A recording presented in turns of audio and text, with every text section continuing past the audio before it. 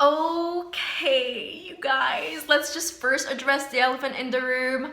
I know this has taken me way too long to post. The last video I did on Nadine Lustre was about the Nadine Lustre BJ Pascual photo shoot, and I was not expecting that many people to enjoy it and comment on it and ask for my perspective on the visual album. So I'm really grateful and really happy, and I apologize profusely that this has taken me way too long to make. The visual album came out at the end of October, and at that time I was actually recording it in Ireland where my family is based, but I was recording it there because I was actually stuck in Ireland. I live and work in France, but I returned to Ireland for my birthday, but then I got stuck there because coronavirus restrictions, etc, etc. Flights were not going. In January, I finally got back to France, to my own apartment. This is my apartment. Welcome to my home. And also I work in the media industry, and the news cycle picked up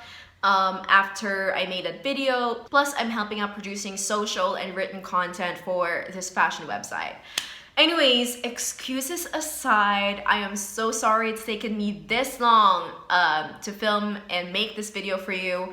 But here we go. It's a pretty timeless piece of art. So let's talk about it. Oh my god, so first things first, somebody commented in my last video saying that I've been saying her name wrong, that it's Nadine and not Nadine. So I'm so sorry. I'm gonna say Nadine from now on. Apologies, I did not know. So as I was saying, she released a visual album at the end of October last year. I'm gonna be looking at the album mostly from a fashion perspective, but it's kind of impossible to completely separate her looks from the storytelling art because they're very much intertwined. So I'm probably going to be addressing the messages and the stories in the visual album as a whole. So anyway, right off the bat, I loved this visual album. I really have to give props to Nadine and also her team, especially her stylist, Lynn Alumno. I love her. She blew it out of the water with this visual album. It's really well done and really like visually arresting and visually interesting. But let me tell you exactly why I loved it.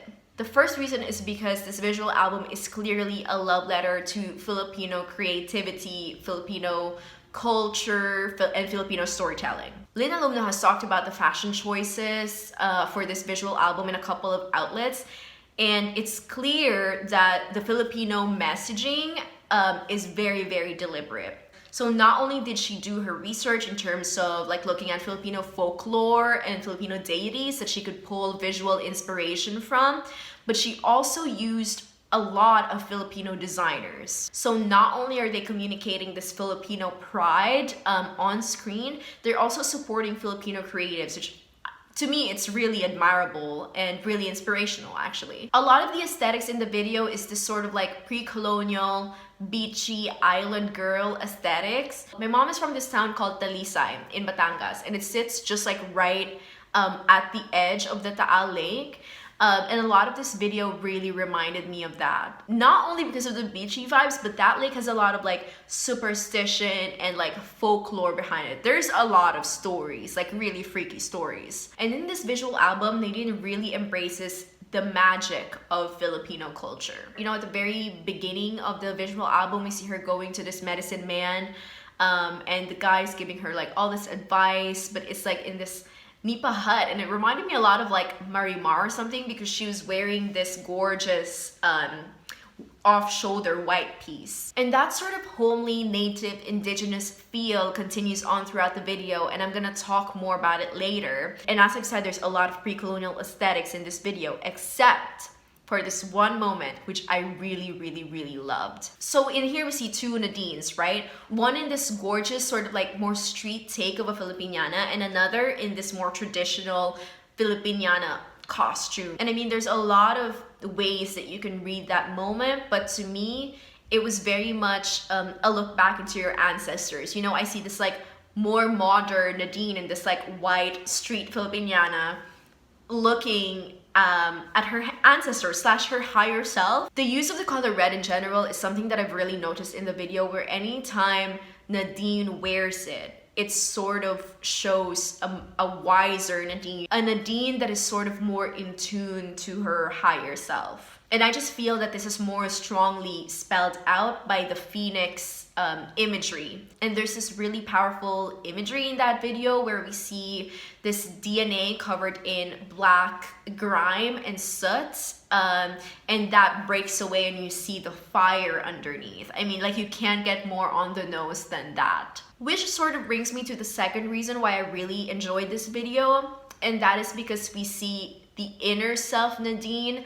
and the celebrity kind of like public persona slash caricature of Nadine. So I feel like the general arc of the visual album is Nadine coming out of this state of sleep to a state of awakeness, right? And you can read that as like her finally coming into her own self, finally discovering who she is, what her identity is, and stuff like that. But I think you could also read it in terms of Nadine's artistry and creativity, and it's her breaking away from the expectations that people have of what a Filipina celebrity should look like. And if you watch the other video that I made, it's pretty similar messaging to that BJ Pascual photo shoot where she's breaking away from the box that we tend to put Filipino celebrities in. But in the visual album, she really gets into messaging, especially I think it's the White Rabbit part of the visual album where they're all wearing masks and she's sort of like in this conveyor belt and she's being like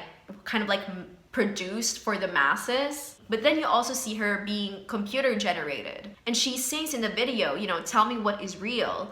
That exploration of her like identity is reflected in the clothes. I mean, like, this is the only time you see her in like holograms and in this like purple, like kind of like decked out, blinged out outfits. And she's almost like playing this sort of caricature of the celebrity Nadine that the public sees. And I just want to say, I love the pants that she wears in this video. I think they're really cool. They're deconstructed. They kind of like go outside your expectations of what pants should look like. There's this part in that sequence where you see kind of like a goddess figure controlling this image of Nadine. And that brings me to the third reason why I loved this album.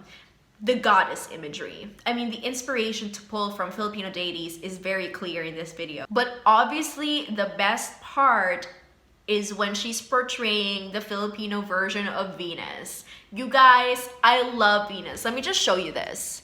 I literally have a painting of Venus on my wall because I love her so much. That's my favorite painting of Venus. She's my favorite deity. You can see like the Aphrodite candle that I have up there. I love women, and she's like the ultimate strong, like, female figure, right? There's this painting you probably know already by Botticelli of like the birth of Venus, and that's clearly the initial inspiration for this sequence. But you can see the Filipino twist in it. She's carrying this knife, which I think is like a traditional Filipino weapon. But what a lot of people don't know about the goddess Venus is that yes, she's the goddess of fertility and femininity, but there's a few interpretations of her as a goddess where she's also the goddess of war. And I think that's very profound. I think those two things can live in women. A woman can be sexy and glamorous and pretty and hot, but she could also wage wars.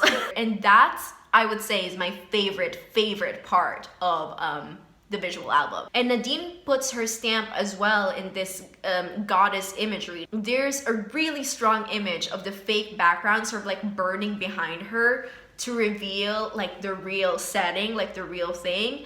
And obviously, like, that's a play on like the real her versus the produced her, manufactured her, celebrity version of Nadine. So yeah, overall I really enjoyed the images and the fashion choices for this video. Shout out to the stylist Lina Luna, as I said earlier. And as I've said in my last video on Nadine, art doesn't always have to have this messaging behind it. It can just be pretty. But to me, it's more interesting when it has a story to tell. It's more interesting when it has a message that it wants to communicate across, and that's what this visual album does. It's got a lot of meaning, it's got a lot of heart, and you can see that. So yeah, that's my take on the fashion choices in the visual album. Let me know what you guys thought of it. Let me know what you guys thought of the clothes that she was wearing. Would you wear them? I'm curious, because to me, this outfit right here, summer 2021, she's gonna be a problem. She's gonna be a problem. And let me know as well what other videos you want to see from me. I really want to make more of this. It's really fun to see you guys communicate with me in the comments. in my last Nadine video. So let me know what you think of my thoughts, and let me know what other videos you want me to do next. I also want to get like personal to an extent, so if you guys have questions about me, questions about me living in France, about my apartment, I don't know, I will make them, so let me know. And other than that, make sure you subscribe, turn on your notifications so that you're notified when I post. I promise it will not take me 5 months to post my next video. I promise, I promise, I promise. Follow me on Instagram. I post a lot on there, on Twitter, but then also I'm on TikTok, and I'm gonna start posting a lot more videos on TikTok, so follow me there too. And yeah, other than that, I hope you guys are having a pleasant day, evening, wherever you're from, and I'll see you guys next time. Bye!